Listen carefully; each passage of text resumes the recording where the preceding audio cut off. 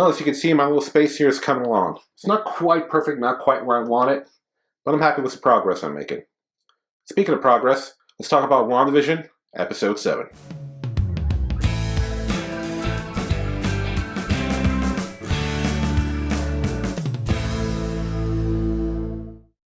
So in this episode, we see that Wanda is kind of losing control of things in more than just one way.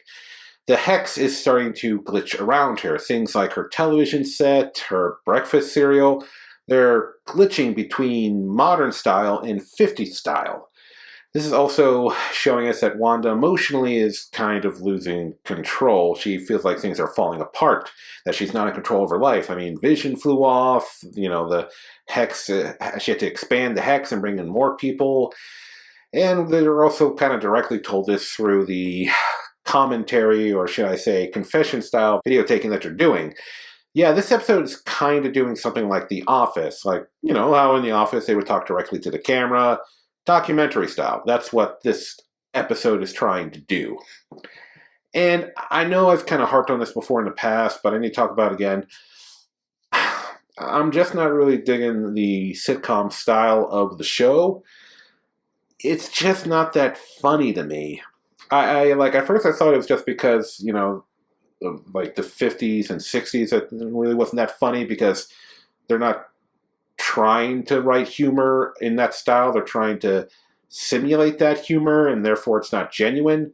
But I gotta say, a lot of the sitcom humor in this episode, I just wasn't digging it. It's just not working for me. And I think the reason why is I took a look at the writers who are on the show, and most of them have no sitcom experience, no real comedy writing, except for a few here and there. Only a couple have written for sitcoms before, and even one of them was just one sitcom, or at least a comedy show. It was Final Space, which I think is on TBS. But yeah, so unfortunately, though, there are other things about WandaVision that I'm really enjoying, especially the past several episodes.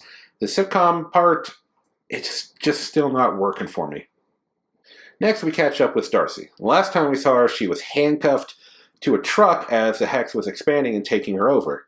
And therefore, inside the Hex, she's part of the circus that was created from the Sword Agents, and she's the escape artist. Which I dig. I like how she was handcuffed to the truck, and therefore that translates her into being an escape artist. It's a nice little touch. But anyway, her and Vision bump into each other, and he uses his powers to free her of the mind control of the Hex.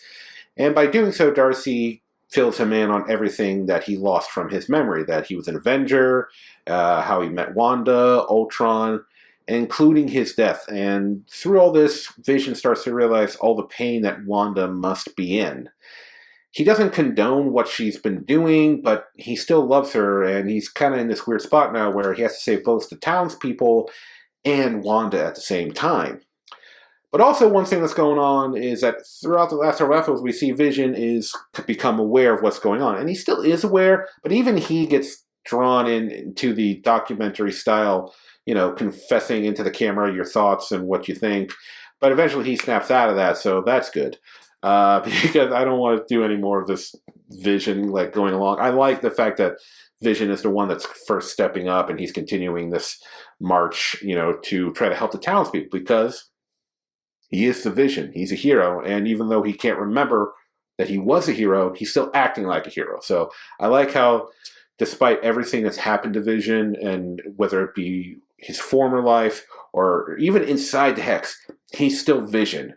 He's still pushing forward to try to help people. He's a good guy.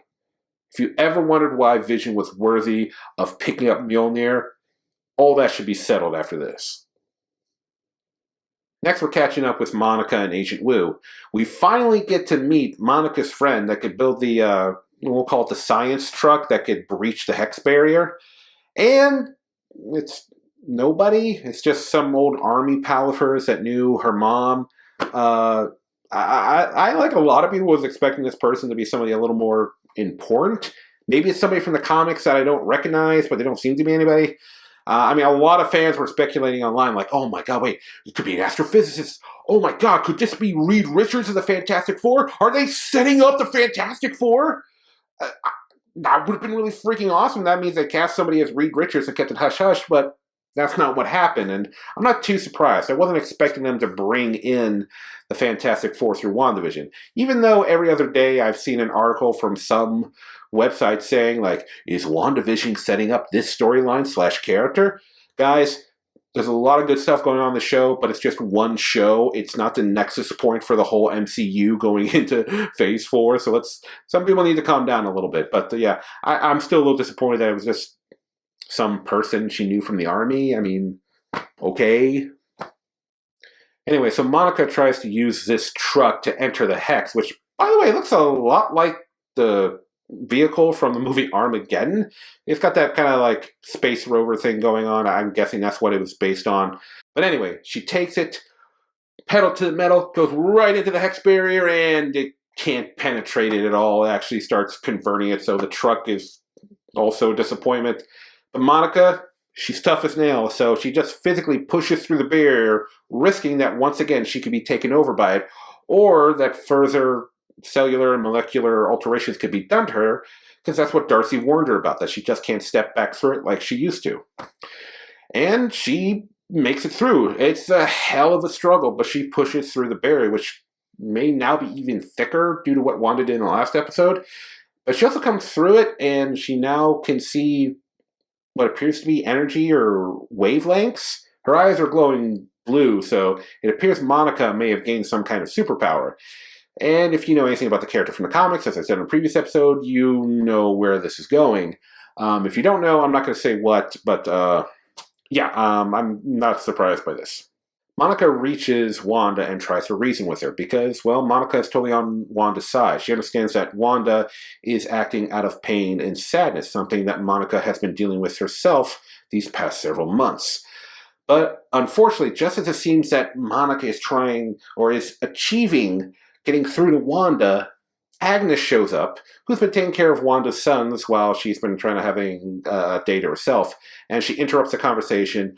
And in a friendly manner, or at least it appears to be, she takes Wanda away from Monica over to her house to relax and get her mind off things.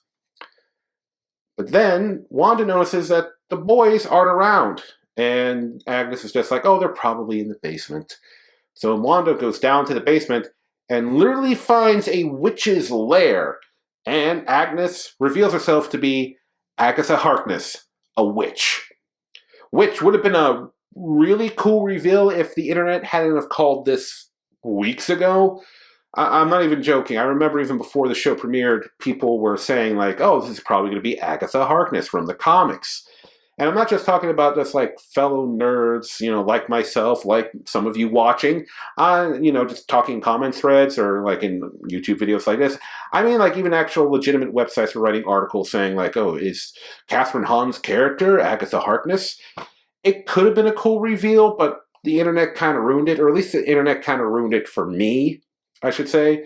But, it's cool to see another sorcerer or sorceress, or we'll just say witch. She called us, she's a witch. I'm gonna call it right there, because outside of Doctor Strange and some stuff that happened in Agents of Shield, which was like 2 years ago now. At least 2 years ago now. Anyway, we haven't seen much more of other, spellcasters in the MCU. So it's nice to see a little more of that before we go into Doctor Strange 2, which if you haven't heard, WandaVision leads into Doctor Strange 2 because Wanda is going to be in that movie. So, hey, good for Elizabeth Olsen. She's got her own Marvel TV show, and now she's going to be back in the movies in no time soon.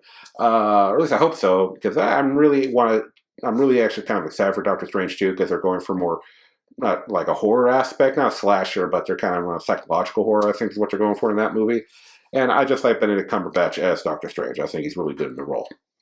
So this brings up a lot of questions. We have been aware through previous episodes that Wanda does have a degree of control in the Hex. A lot of control, in fact. She can remake it by expanding the Hex to a wider field. If there's a hole in her wall, she can reform the hole, fix it with her powers, and she does seem to be getting into people's minds and messing with how they act.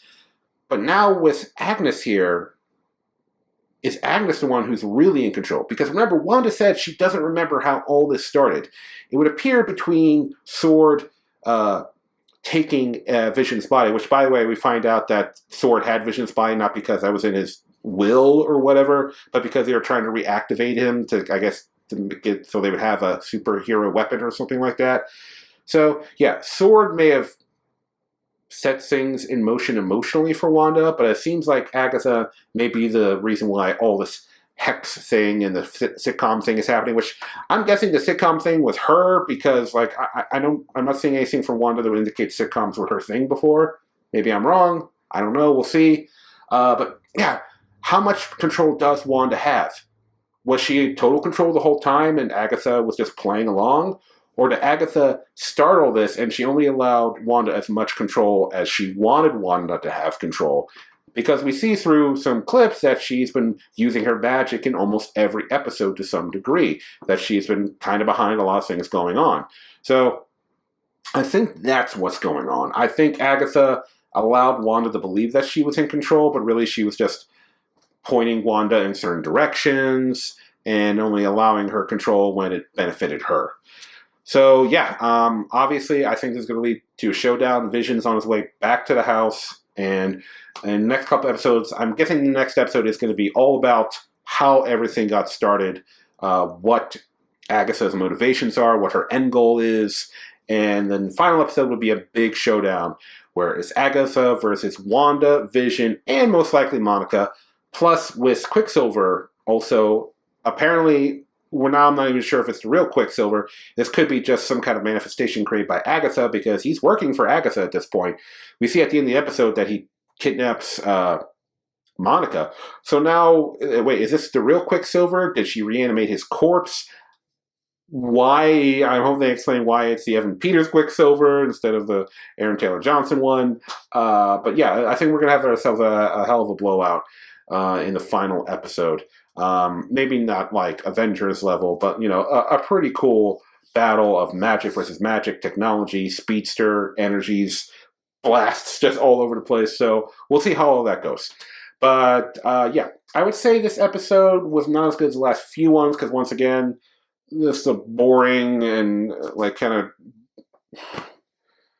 I'm sorry, it's just not very entertaining sitcom stuff that they're doing. It just those parts were very boring, no matter how officey they were trying to make it. But yeah, we got some more information in this one, but once again, we got more questions in this one. And I'm guessing the next episode is going to be the whole, here's all the answers, let's get ready to rumble. But anyway, yeah, so this episode, not bad. I think it's one of the, okay, I think between the goods and the bads, this is like one of the okay episodes for me. Not as good as the last few, but I'm still invested. I'm still excited to see where things are going to go. Well, everybody, that is my review of WandaVision Episode 7. Let me know down in the comments what you're thinking. Did you dig this episode? Are you liking the sitcom stuff? Are you not liking the sitcom stuff like me? Whatever it is, let me know. I want to know what you're all thinking about. And do us both a solid. Click that subscribe button. It helps me out. It helps you out by letting you know when my new episodes are up, whether it be WandaVision or my movie reviews. But until next time, guys, take it easy.